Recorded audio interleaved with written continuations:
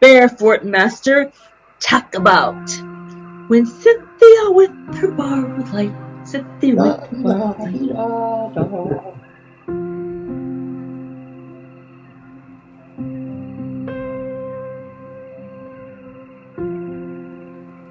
Scene 2, enter Emilia alone with 2 pictures. Yet I may bind those wounds up that must open and bleed to death. For my sake else I will choose and end their strife. 2 such young handsome men shall never fall for me, their weeping mothers following the dead cold ashes of their sons shall never curse my cruelty. Good heaven, what a sweet face has Arcite, if wise nature with all her best endowments, all those beauties, she sows into the births of noble bodies, where there's a mortal woman and had in her the coy denials of young maids, yet doubtless she would run mad for this man. What an eye! Of what a fiery sparkle and quick sweetness has this young prince. Here love himself sits smiling, just such another wanton gamey mead, said Job of fire with and enforced the god, snatched up the goodly boy and set him by him, a shining consolation. What a brow, of what a spacious majesty he carries, arched like a great eye Juno's, but far sweeter, smoother than Pelops' shoulders. Fame and honor, methinks, from hence as from a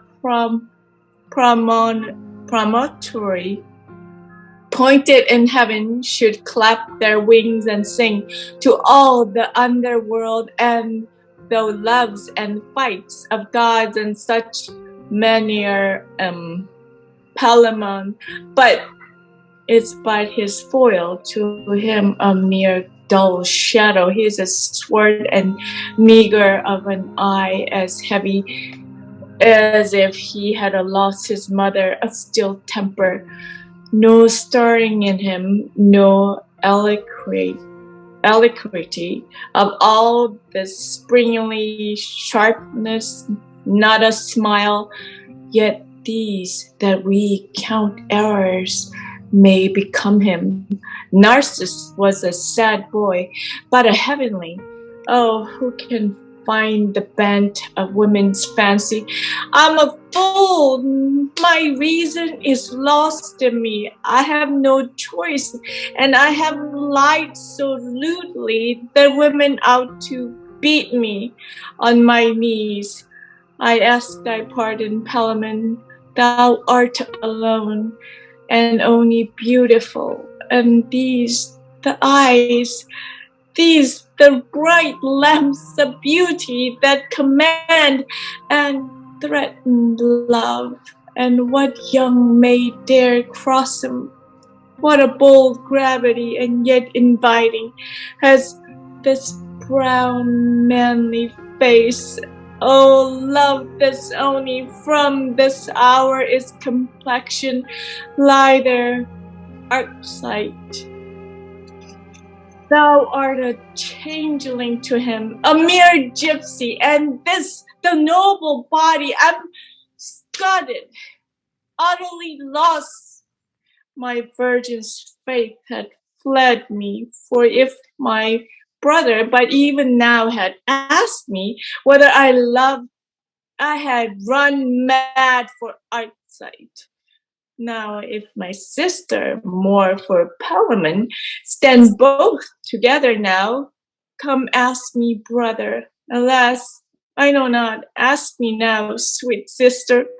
I may go look what a mere childish fancy that having two fair goods of equal sweetness cannot distinguish but must cry for both. How now, sir? From the noble Duke, your brother, madam, I bring you news. The knights are come.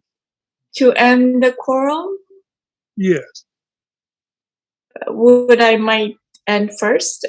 What sins have I committed, chaste Diana, that my unspotted youth must now be soiled with blood of princes, and my chastity be made the altar where the lives of lovers too greater and too better, never yet made mother's joy must be the sacrifice to my unhappy beauty? Bring him in quickly, by any means. I long to see him. Your two contending lovers are returned, and with them their fair knights. Now, my fair sister, you must love one of them. I had rather both, so neither for my sake shall fall untimely. Who saw him? I, a while. And I. From whence you come, you, sir? From the knights. Pray, speak, you that have seen them, what they are. I will, sir. And truly what I think 6 braver spirits than these they have brought, if we judge by the outside, I never saw nor read of. He that stands in the first place with Arcite, by his seeming should be a stout man. By his face a prince, his very looks so say to him his complexion, nearer brown than black, stern yet noble, which shows him hardy, fearless, proud of danger. The circle of his eyes shows fire within him, and as a heated lion, so he looks. His hair hangs long behind him, black and shining like raven's wings. His shoulders broad and strong, arm long and round, and on his thigh a sword hung by a curious baldric. Where he frowns to seal his will with better, or my conscience was never soldier's friend. Thou hast described him well. Yet a great deal short, methinks, of him that first with Palamon. Pray speak him, friend. I guess he is a prince too, and if I may be greater for his show, has all the ornament of honor in it. He's somewhat bigger than the knight he spoke of, but a face far sweeter. His complexion is as ripe grape, ruddy. He has felt without doubt what he fights for, and so apter to make this cause his own. In face appears all the fair hopes of what he undertakes, and when he's angry, then a settled valor, not tainted with extremes, runs through his body and guides his arm to brave things. Fear he shows no such soft temper. His hands yellow, hard-haired and curled, thick twained like ivy tods, not to undo with thunder. In his face, the livery of the warlike maid appears, pure and red and white, for yet no beard has blessed him, and in his rolling eyes sits victory, as if she never meant to crown his valor. His nose stands high, a character of honor. His red lips, after fights, are fit for ladies. Must these men die too? When he speaks, his tongue sounds like a trumpet. All his lineaments are as a man's would wish 'em, strong and clean. He wears a well-steeled axe, a staff of gold. His age some 25. There's another. A little man, but of a tough soul, seeming as great as any, fair promises in such a body yet I never looked on. Oh, he that's freckle-faced? Yeah, the same, my lord. Are they not sweet ones? Yes, they are well. Methinks, being so few and well dispossessed, they show great and fine-hearted nature. He's white-haired, not wanton white, but such a manly color, next to an auburn, tough and nimble set, which shows an active soul. His arms are brawny, lined with strong sinews to the shoulder piece. Gently they swell like a woman new conceived, which speaks him prone to labor, never fainting under the weight of arms, stout-hearted still. But when he stirs, tiger. He's gray-eyed, which yet yields compassion when he conquers sharp to spy advantages, and where he finds them, he's swift to make them his. He does no wrongs, nor takes none. He's round-faced, and when he smiles, he shows a lover. When he frowns, a soldier. About his head he wears the winter's oak, and in it stuck the favor of his lady. His age, some 36. In his hand he bears a charging staff embossed with silver. Are they all thus? They are all the sons of honor. Now, as I have a soul, I long to see it.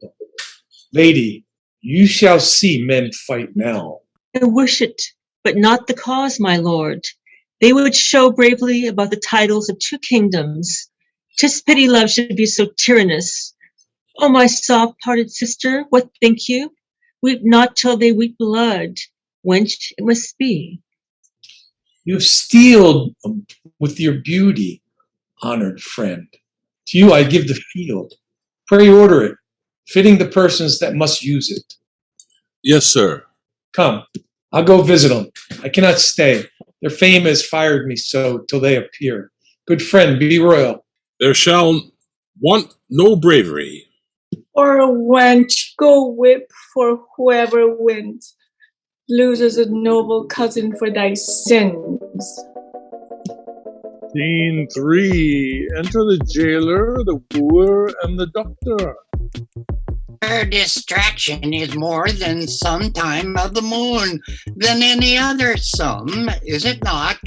Oh, she is continually in a harmless distemper, sleeps little, altogether without appetite, and some often drinking, dreaming of another world, and a better, and what broken piece of matter soe'er she's about, the name Palamon lards it, and she farces it every business withal, fits it with every question.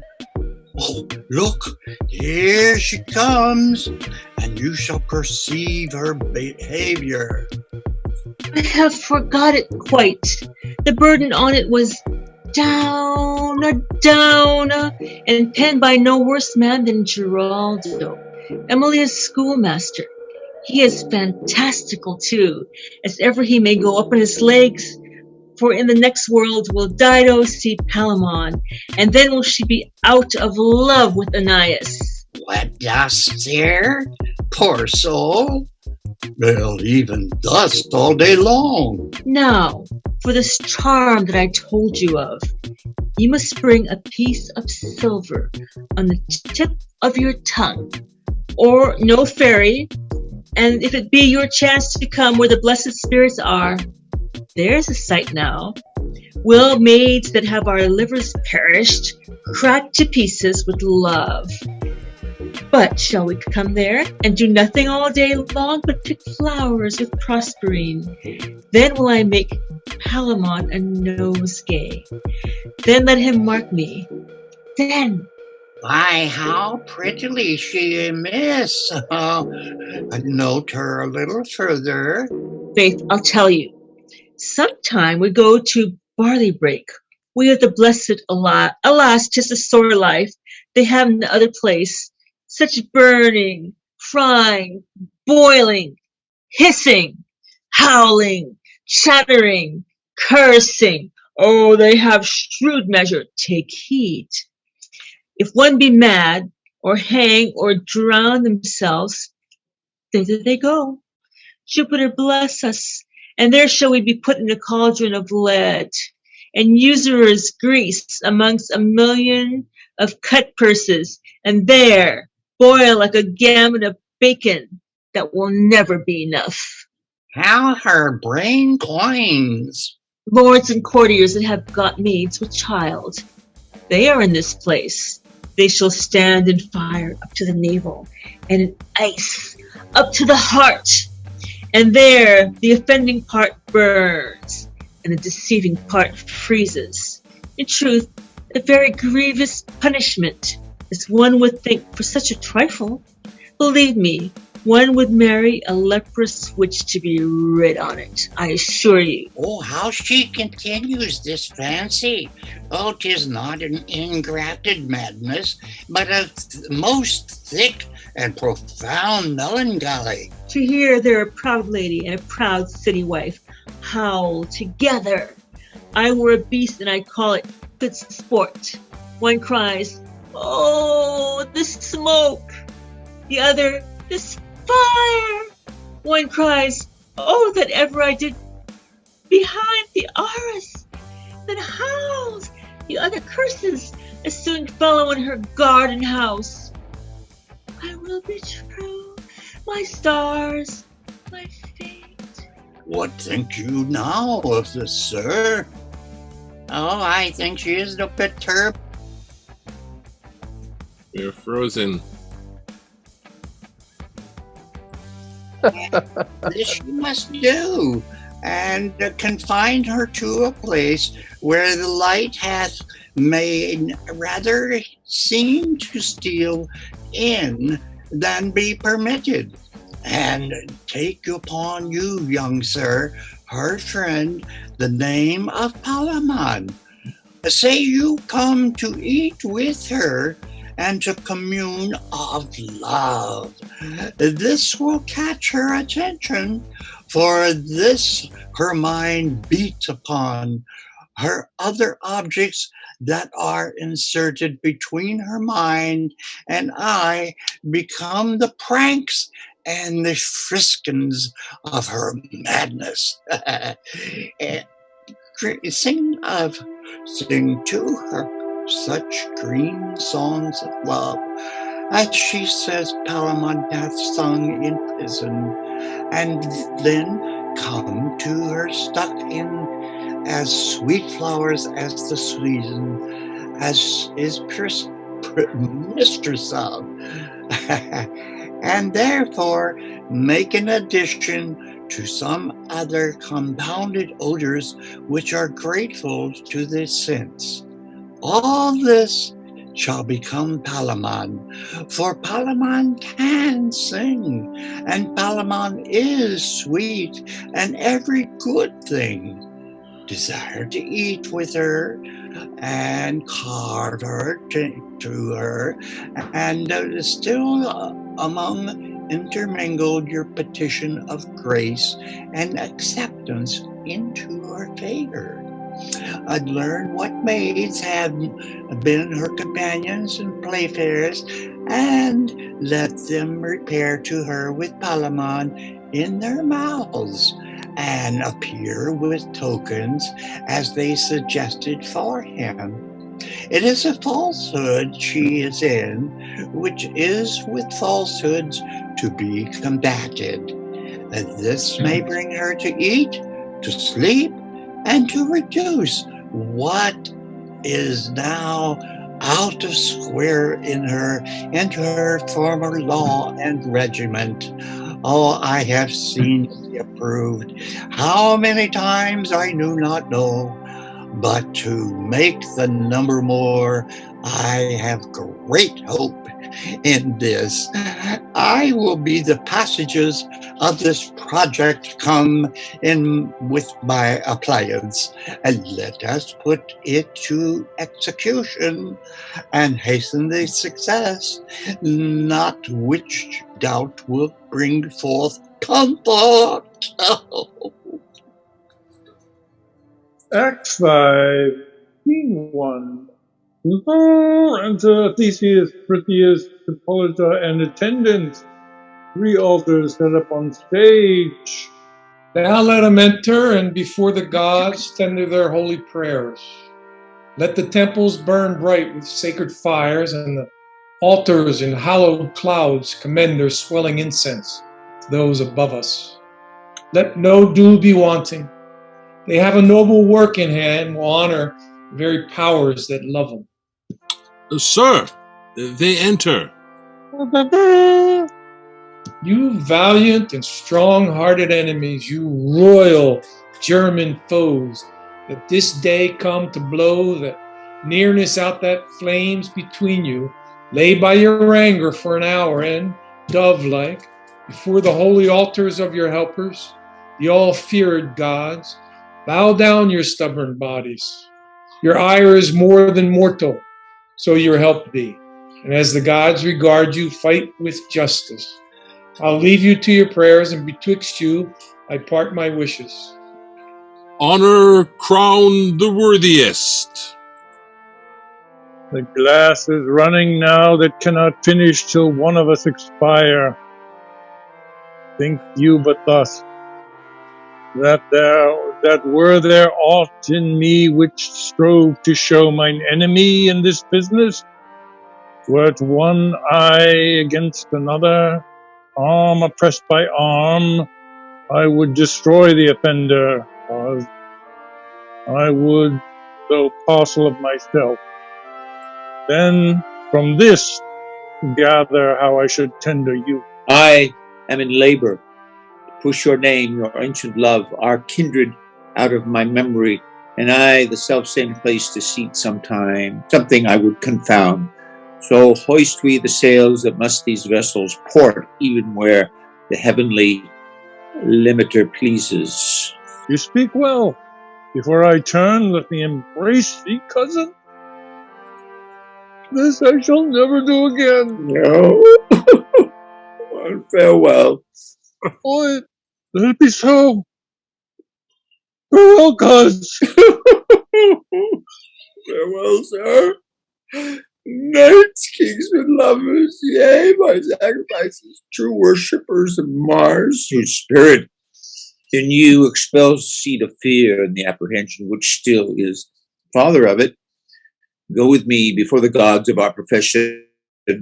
There require of him the hearts of lions, the breath of tigers, yea, the fierceness too, yea, the speed also, to go on, I mean. Else wish we to be snails. You know my prize must be dragged out of blood, force, and great feet. Must put my garland on where she sticks, the queen of flowers.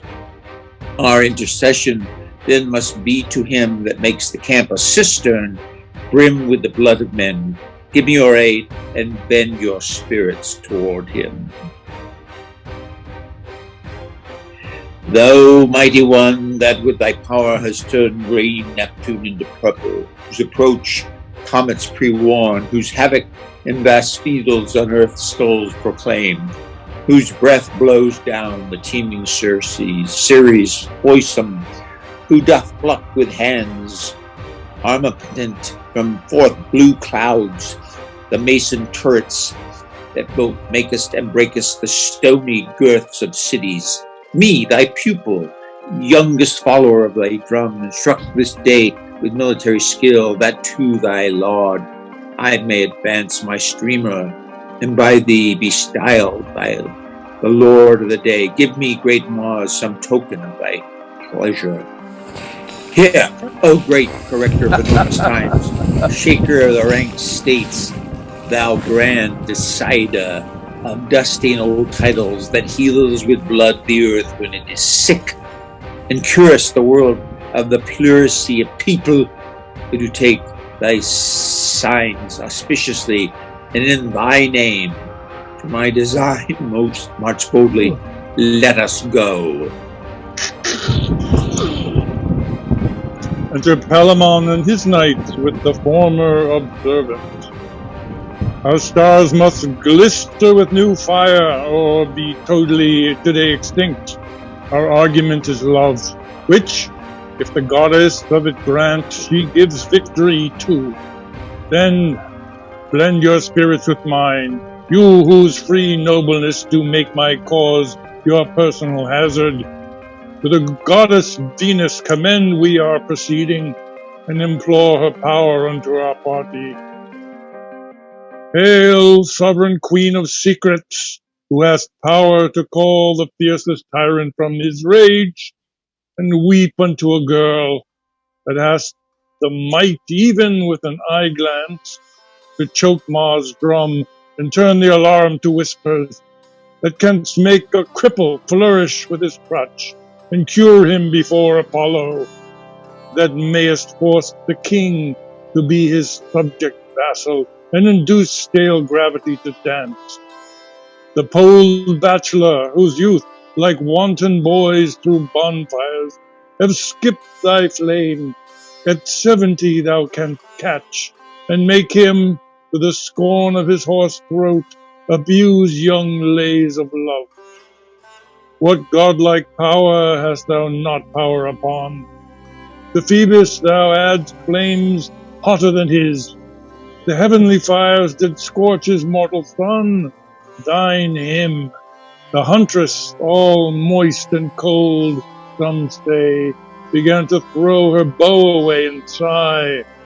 Take to thy grace me, thy vowed soldier, who do bear thy yoke, as 'twere a wreath of roses, yet is heavier than lead itself, stings more than nettles. I have never been foul-mouthed against thy law, ne'er revealed secret, for I knew none, would not, had I kennelled all that were. I never practised upon man's wife, nor would the libels read of liberal wit. I never at great feasts sought to betray a beauty, but have blushed at simpering sirs that did. I have never been harsh to large confessors, and have hotly asked them if they had mothers. I had one, a woman, and women, 'twere they wronged. I knew a man of 80 winters, this I told them, who, a lass of 14, brided. 'Twas thy power to put life into dust. The aged cramp had screwed his square foot round. The gout had knit his fingers into knots. Torturing convulsions from his globy eyes had almost drawn their spheres. That what was life in him seemed torture. This anatomy had by his young fair fear a boy, and I believed it was his, for she swore it was, and who would not believe her? Brief I am, to those that prate and have done, no companion, to those that boast and have not. A defier to those that would and cannot, a rejoicer, yea, him I do not love, that tells close offices the foulest way, nor names concealments in the boldest language. Such a one am I, and vow that lover never yet made sigh truer than I. Oh, then, most soft, sweet goddess, give me the victory of this question, which is true love's merit, and bless me with a sign of thy great pleasure. O thou that from 11 to 90 reignest in mortal bosom, whose chase is this world, and we in herds thy game, I give thee thanks for this fair token, which being laid unto mine innocent true heart, arms in assurance my body to this business. Let us rise and bow before the goddess. Time comes on.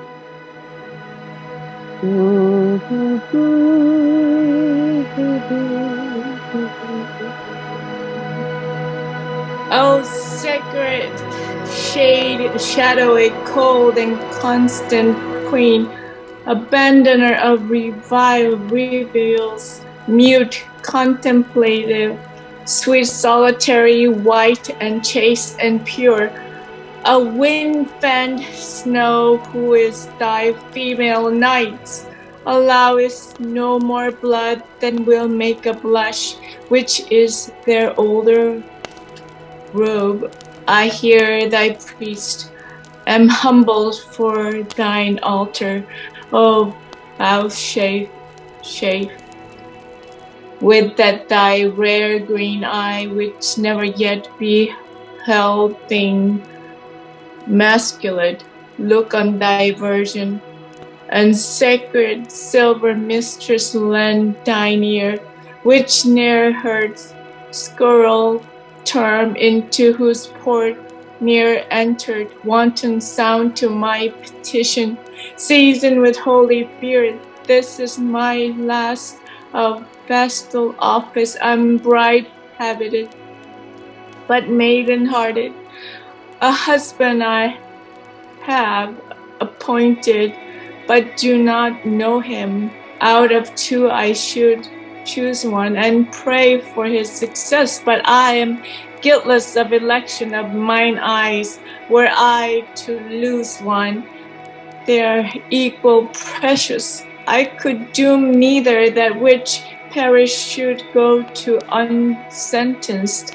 Therefore, most modest queen, he of the two pretenders that best loves me, and has the truest title in't, let him take off my wheaten garland, or else grant the file and quality I hold, I may continue in thy band. Here the hind vanished under the altar, and the place ascend to a rose tree, having one rose upon it. See what our general of ebbs and flows, our from the bowls of her holy altar, with sacred act advances but one rose. If well inspired, this battle shall confound both these brave knights, and I, a virgin flower, must grow alone unplucked. Here's the flower is fallen, the tree descends. O mistress, thou here dischargest me. I shall be gathered, I think so, but I know not thine own will. Unclefts thy mystery, I hope she's pleased. Her sign were gracious. Scene 2. Enter the doctor, jailer, and wooer in the habit of Palamon. Has this advice I told you done any good upon her? Oh, very much. The maid that kept her company have half persuaded her that I am Palamon. Within this half hour she came smiling to me and asked me what I would eat and when I would kiss her. I told her presently and kissed her twice. Oh, 'twas well done. 20 times had that been far better, but there the cure lies mainly. Then she told me she would watch with me tonight, for well she knew what hour my fit would take me. Oh, let her do so, and when your fit comes, fit her more home, and presently she would have me sing. Oh, you did so? No. Oh, 'twas very ill done then. You should observe her every way. Alas, I have no voice, sir, to confirm her that way. That's all one. If you make a noise, she'll entreat again. Do anything. Lie with her if she asks you. Oh, hold there, doctor. Oh, there, doctor. Yes. It is the way of a cure. But first, by your leave, in the way of honesty, Oh, that's but a niceness. Never cast your child away for honesty. Cure her first this way, then if she will be honest, she hath the haste and path before her. Thank you, Doctor. Pray bring her in, and let's see how she is. I will, and tell her Palamon stays for her. But, Doctor, methinks you are in the wrong still. No. Go. Your fathers are fine fools. Her honesty, and we should give her physic till she find it. Why do you think she is not honest, sir? Oh, how old is she? She's 18. Why, she may be, and that's all one. 'Tis nothing to our purpose. Where'er her father says, if you perceive her mood inclining that way that I spoke of, release it, the way of flesh. You understand me? Oh, yeah, very well. Please her appetite and do it home. It cures her ipso facto, the melancholy humor that infects her. I am of your mind, Doctor. You'll find it so. She comes. Pray humor her. Come, your love, Palamon stays for you, child, and has done this long hour to visit you. I thank him for his gentle patience. He's a kind gentleman, and I am much bound to him. Did you ne'er see the horse he gave me? Yes. How do you like him? Oh, he's a very fair one. You never saw him dance? No. I have often. He dances very finely, very comely, and for a chick, come cut and long tail to him, he turns you like a top. That's fine indeed. He'll dance the Morris 20 mile an hour, and that will founder the best hobby horse. If I have any skill in all the parish, and gallops to the tame of light or love, what think you of this horse? Well, having these virtues, I think he might be brought to play at tennis. Alas, that's nothing. Well, can he write and read too? A very fair hand, and casts himself the accounts of all his hay and provender. That ostler must rise betime that cousins him. You know the chestnut mare the Duke has? Oh, very well. She is horribly in love with him, poor beast, but he is like his master, coy and scornful. Oh, what dowry has she? Some 200 bottles and 20 strike of oats, but he'll ne'er have her. He lisps in neighing, able to entice a miller's mare. He'll be the death of her. What stuff she utters. Well, make curtsy. Here your love comes. Pretty soul, how do you? That's a fine maid. There's a curtsy. Yours to command in the way of honesty. How far is it now to the end of the world, my masters? Why, a day's journey, wench. Will you go with me? Well, what shall we do there, wench? Why, play at stool ball. What is there else to do? I am content if we shall keep our wedding there. 'Tis true, for there I will assure you, we shall find some blind priest for the purpose that will venture to marry us. For here they are nice and foolish. Besides, my father must be hanged tomorrow, and that would be a blot in the business. Are you not Palamon? Do not you know me? Yes, but you care not for me. I have nothing but this poor petticoat and 2 coarse smocks. That's all one. I will have you. Will you surely? Yes, by this fair hand will I. Well, to bed then. And when you will. Oh, sir, you would be fain be nibbling. Why do you rub my kiss off? 'Tis the sweet one, and will perfume me finely against the wedding. Is this not your cousin, Arcite? I am glad my cousin Palamon has made so fair a choice. Do you think he'll have me? Oh, yes, without doubt. Do you think so too? Yes. We shall have many children. Lord, how you've grown. My Palamon, I hope will grow too finely. Now he's at liberty. Alas, poor chicken. He was kept down with hard meat and ill lodging, but I'll kiss him up again. What do you hear? You'll lose the noblest sight that ever was seen. Are they in the field? They are. You bear a charge there, too. Oh, I'll away straight.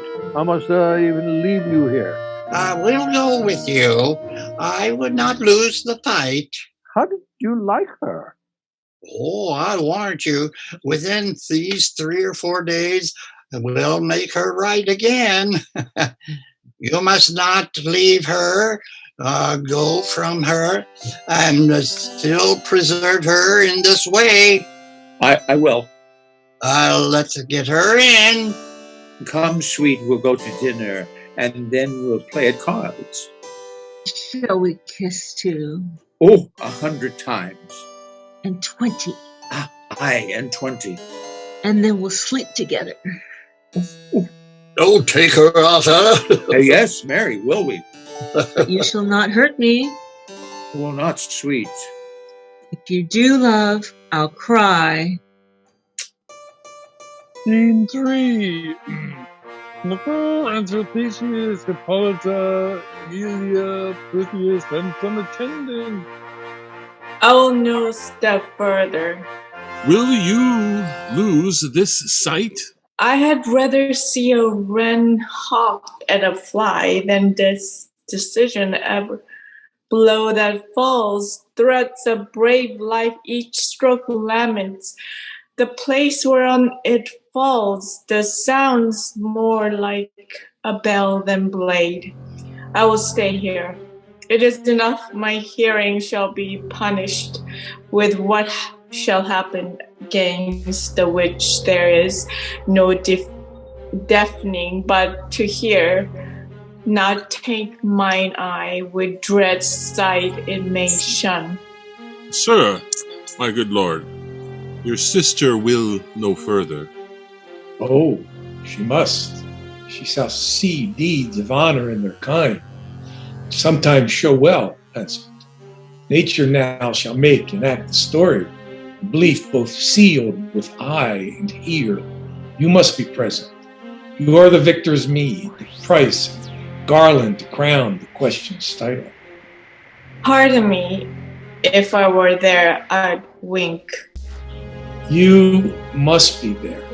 This trial is as 'twere in the night, and you the only star to shine.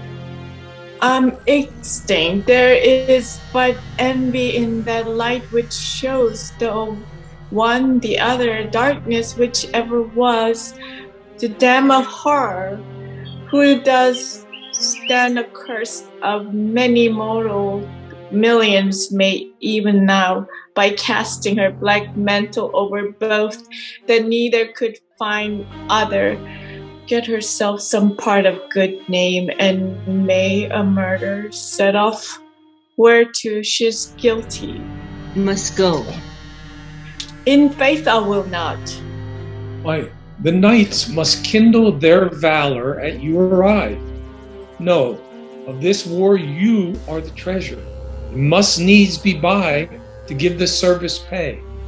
Sir, pardon me, the title of kingdom may be tried out of itself. Well then, at your pleasure. Those that remain with you could wish their office to any of their enemies. Farewell, sister. I am like to know your husband for yourself by some smart start of time. He whom the gods do of the two know best, I pray them he will be made your lot. Arcite is gently visaged, yet his eye is like an engine bent or a sharp weapon in a soft shield. Mercy and manly courage are bedfellows in his visage. Palamon has a most menacing aspect. His brow is graved and seems to bury what is frowned on, yet sometimes 'tis not so, but alters to the quality of his thoughts. Long time his eye will dwell upon his object, melancholy becomes his nobly.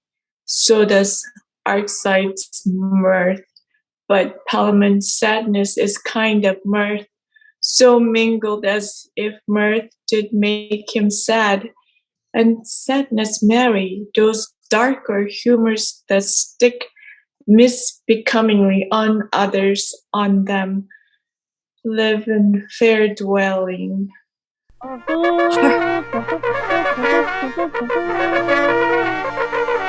How young spurs to spirit to insight, the princes to their proof. Arcite may win me, yet may Palamon win Arcite too. The spoiling of his figure, oh, what pity enough for such a chance. If I were by, I might do hurt, for they would glance their eyes toward me, my sight and my seat, and in that motion might omit a word of forfeit an offense which crave that very time.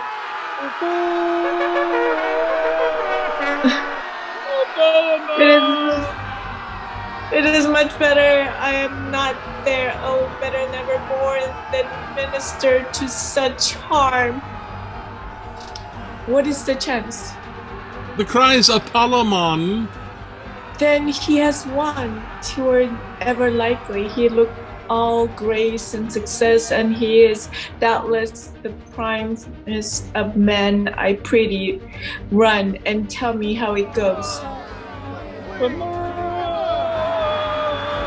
Still Palamon. Run and inquire. Poor servant, thou hast lost upon my right side till I wore thy picture, Palamon, on the left. Why so? I know not. I had no end in else chance would have it so. On the sinister side of heart lies Palamon, had the best spotting chance. This burst of clamor is sure at the end, the combat. They said that Palamon had Arcite's body within an inch of the pyramid, that the cry was General Palamon. But anon, the assistants made a brave redemption, and the two bold titlers at this instant are hand to hand at it. Were they metaphors both into one? Oh, why there were no women were so composed a man, their single share, their nobleness peculiar to them gives the prejudice of disparity, values shortness to any lady breathing.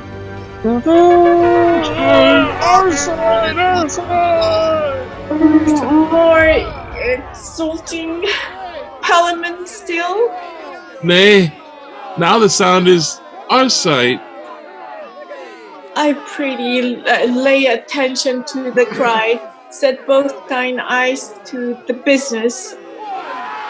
The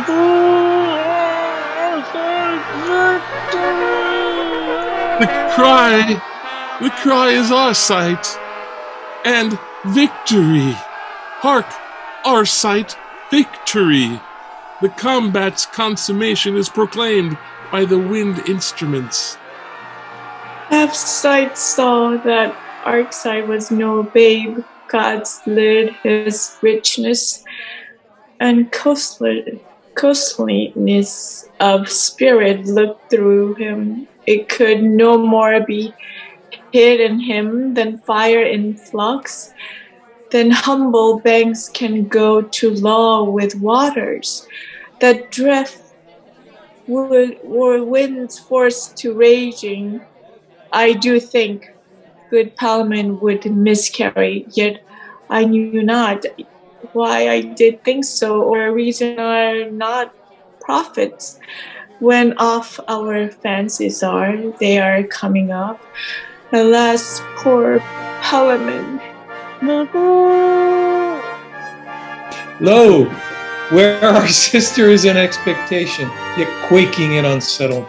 Fairest Emily, the gods by their divine arbitrament have given you this knight. He's a good one, as ever struck at head. Give me your hands. Receive you her, you him. Be plighted with a love that grows as you decay. Emily, to buy you I have lost what dearest to me, save what is bought, and yet I purchase cheaply, as I do rate your value. Oh, loved sister, he speaks now of as brave a knight as e'er did spur noble steed. Surely the gods would have him die a bachelor, lest his race should show in the world too godlike. His behavior so charmed me that methought Alcides was to him a soul of lead, of lead, a soul of lead. If I could praise each part of him to the all I have spoke, your Arcite did not lose by it, for he that was thus good encountered yet his better. I've heard two emulous Philomels beat the ear of the night with their contentious throats, now one the higher, anon the other, then again the first. By and by outbreasted, that the sense could not be judged between them. So it fared, good space between these kinsmen, till heavens did make hardly one the winner. Wear the garland, the joy that you have won, for the subdued. Give them our present justice, since I know there lies but pinch 'em. Let it here be done, the scene's not for our seeing. Go we hence right joyful, with some sorrow. Arm your prize, I know you will not lose her. Hippolyta, I see one eye of yours conceives a tear, the which it will deliver. Is this winning, O all you heavenly powers, where is your mercy? But that your wills have said it must be so, and charge me live to comfort this unfriended, this miserable prince that cuts away a life more worthy from him than all women. I should and would die too. Infinite pity, that for such eyes should be so fixed on one, the two must needs be blind for it. So it is. Scene 4. Enter guard with Palamon and his knight, Pinion, jailer, executioner, and others, carrying a block and an axe. There's many a man alive that hath outlived the love of the people, yea, in the self-same state stands many a father with his child. Some comfort we have by so considering. We expire, and not without men's pity. To live still, have their good wishes, we prevent the loathsome misery of age, beguile the gout and rheum that in lag hours attend for grey approaches. We come toward the gods young and unwrappered, not halting under crimes many and stale. That sure shall please the gods sooner than such, to give us nectar with them, for we are more clear spirits. My dear kinsmen, whose lives for this poor comfort are laid down, you have sold them too cheap. What ending could be of more content? Or us, the victors, have fortune, those titles as momentary as to us death is certain. A grain of honor, nay, not o'erweigh us. Let me bid farewell, and with my patience against tottering fortune, who at her uncertain reels? Come, who begins? E'en he that led you to this banquet shall taste you all. Ah, my friend, your gentle daughter gave me freedom once. You'll see it done now forever. Pray, how does she? I heard she was not well. Her kind of ill gave me some sorrow. Oh, sir, she's well restored, and to be married shortly. By my short life, I'm most glad on it. 'Tis the latest thing I shall be glad of. Prithee tell her so. Commend me to her, and to peace her portion tender her this. Nay, let us be offerers all. Is it a maid? Verily, I think so. A right good creature, more to me deserving than I can quit or speak of. Commend Commander. Well, the gods require you, and all make her thankful. Adieu, and let my life be now as short as my leave-taking. Lead, courageous cousin. We'll follow We'll follow cheerfully. Run. Oh, run! Say, wait! Oh, Hold, hold, hold! Hold, ho! It is accursed haste you make, if you have done so quickly.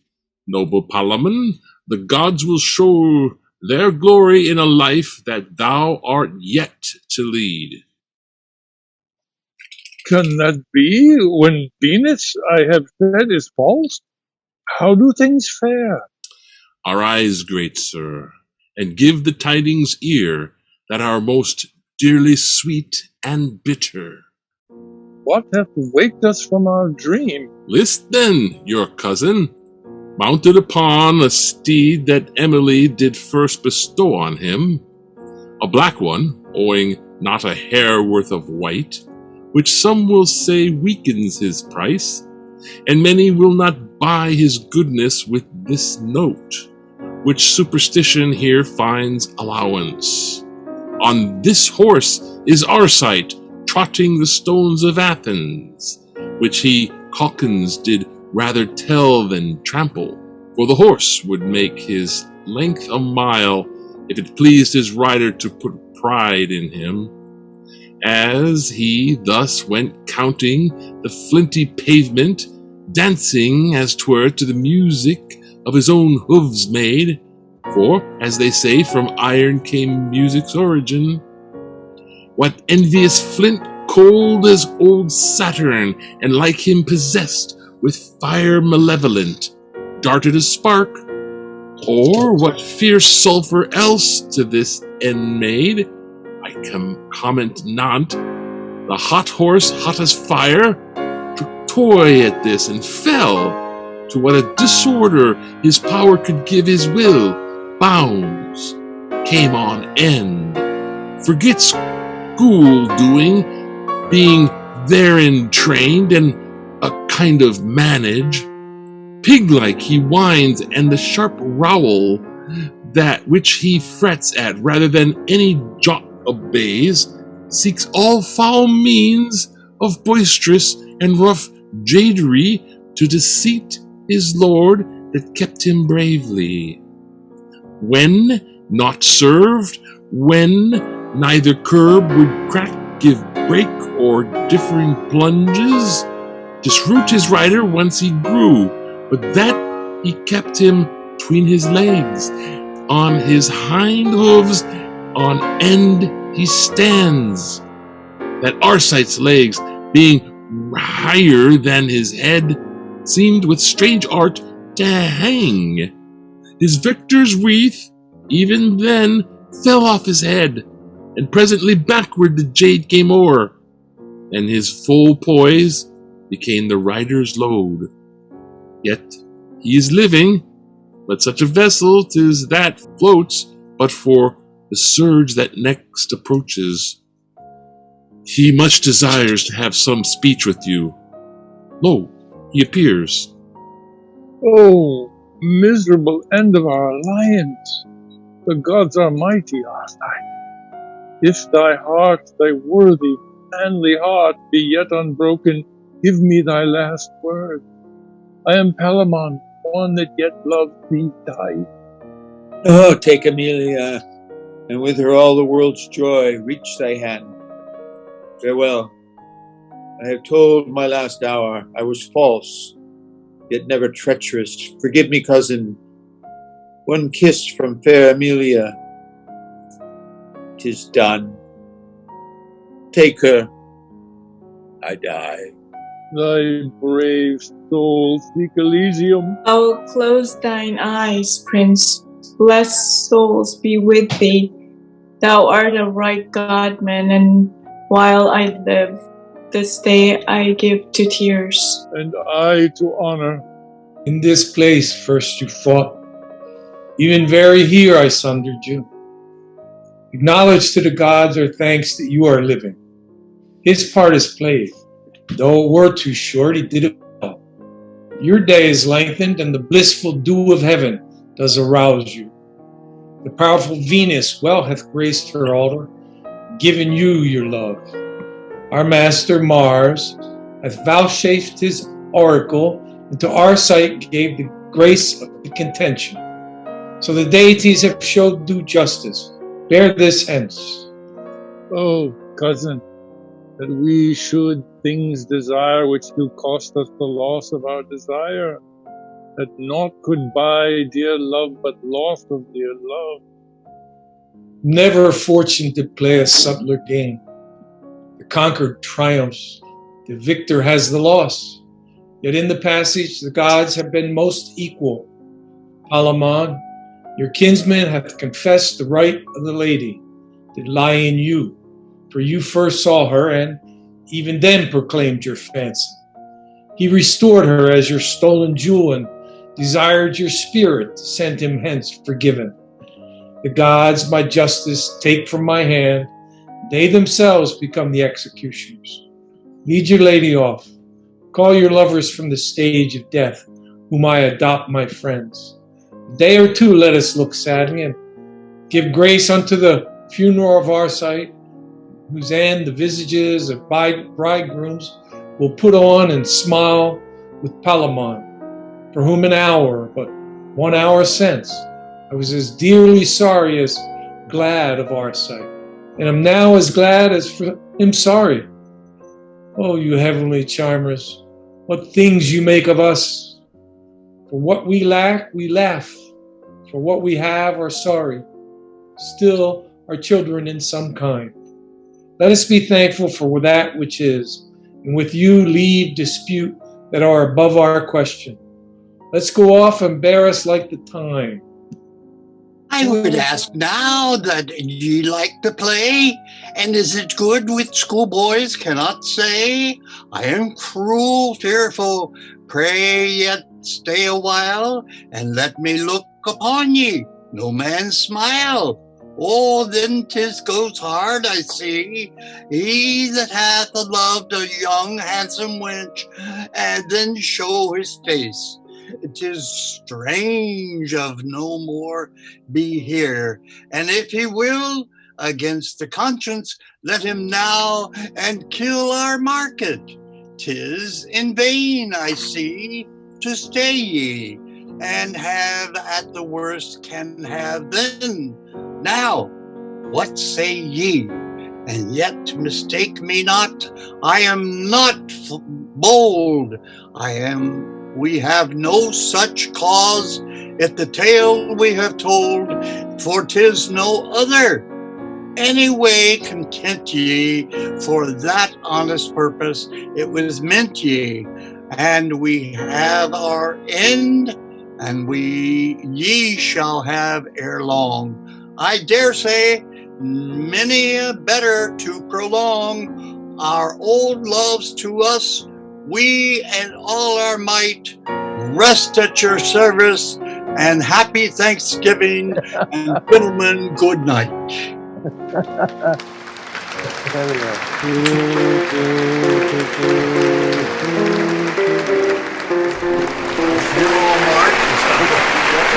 What's next on the list?